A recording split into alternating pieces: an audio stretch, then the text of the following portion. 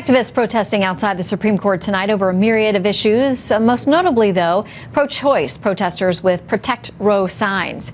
The former senator and governor from New Hampshire, Judd Gregg, weighing in on the issue, says Roe versus Wade will not be impacted. He's saying this, quote, "It is a straw dog debate built by the left and the right for the political consumption of their constituencies, but without any real likelihood of any such drama occurring." Let's discuss with the president of the Constitutional Accountability Center, Elizabeth Wydra, and the CEO of the First Liberty Institute, Kelly Shackelford. Welcome to you both. Great to be here. Great to be here.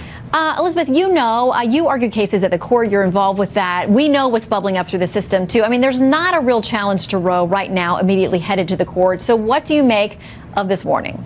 Well, there certainly are states that have laws that would be poised to bring a challenge based on those laws that would get to the heart of Roe. But what we've seen in recent years are cases that chip away at the ability to exercise your right to choose whether or not to have an abortion. So you might theoretically have that right, but you just wouldn't be able to actually exercise it unless you're affluent enough to travel to another state. So I think however you look at it, whether there's a direct overruling of Roe, which is what President Trump promised when he talked about his potential Supreme Court nominees on the campaign trail, or if it's chipping away at it through these continued efforts. You know, Justice Kennedy was the fifth vote that prevented all of those incursions on the core right recognized in Roe. And so with the replacement, the stakes really could not be higher. And I don't know why someone would say it was a straw argument. You know, the people who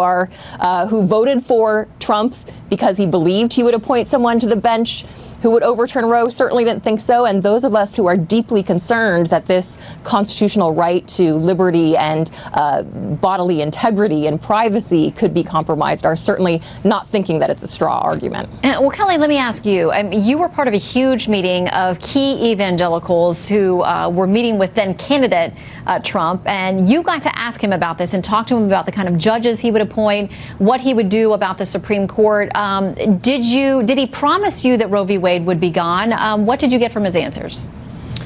No, it was almost exactly 2 years ago, right now, when all these national leaders came together, and we just, I asked him about judges and what kind of judges he was going to appoint, not only Supreme Court, but all the way up and down. And he promised to appoint judges who weren't going to be politicians, who were actually going to act like judges and were going to defer their own beliefs and actually try to apply the law.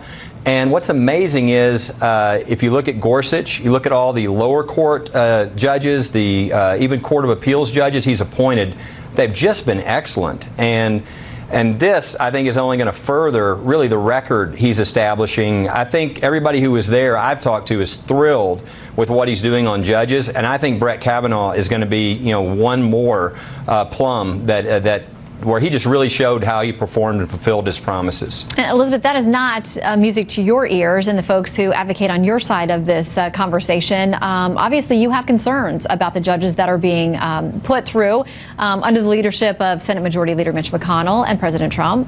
Absolutely. What we're focused on here, especially in this Supreme Court fight, is that the stakes couldn't be higher with respect certainly to Roe, but also LGBTQ equality, racial justice and affirmative action, environmental protections. A lot of these important issues that are facing this country where Kennedy was the decisive vote. So this nomination battle really is incredibly important. And, the majority of Americans support the right in Roe versus Wade. And a lot of those Americans live in states that are represented by Republican senators. So I think it's something that folks on both sides of the aisle are really going to have to take a close look at the nominee's record. And Judge Kavanaugh has a high burden going into this process because of Trump's stated litmus tests, chief among them to overrule Roe versus Wade, that he made repeatedly on the campaign trail. Yeah, and he's got hundreds of opinions for lawmakers and researchers and folks to wade through. And I know, Kelly, you've done a lot of that with all of these different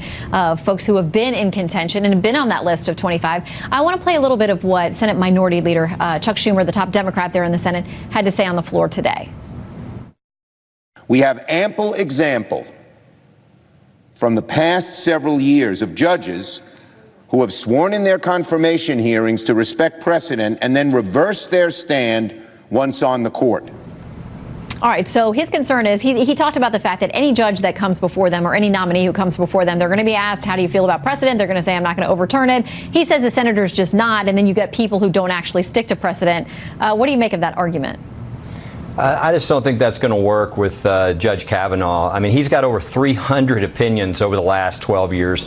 The D.C. Circuit deals with everything, and his opinions have been excellent. In fact, the criticism that you mentioned earlier, Shannon, were from some conservatives saying he was too restrained in his opinions. He is really an excellent. We should be talking about what are the qualifications for a judge. I mean, somebody who's brilliant, somebody who's humble and actually restrained, and somebody who loves the Constitution. I can go back 18 years with Brett as a young attorney when he actually donated his time on a religious liberty case with myself and Jay Sekulow at the Supreme Court. He didn't have to do that. It's because he cares about the First Amendment, about religious freedom, about the Constitution. When we have a judge that has the capabilities, the brilliance, the experience, and the restraint, and the love for the Constitution, I just don't think we can get much better than that. Well, we'll see. And of course, no matter which side you're on, everybody should agree that you don't want to judge legislating to a specific end. You want them to stick to principles. So we'll see. Kavanaugh now begins the vetting process, and it's going to be a tough one, I predict. Elizabeth and Kelly, thank you both very much.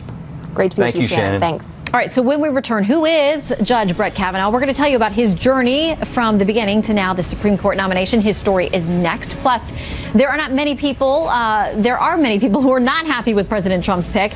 Some of them are still out there protesting at the court tonight. We're going to take a look at who they are and why they oppose this particular choice.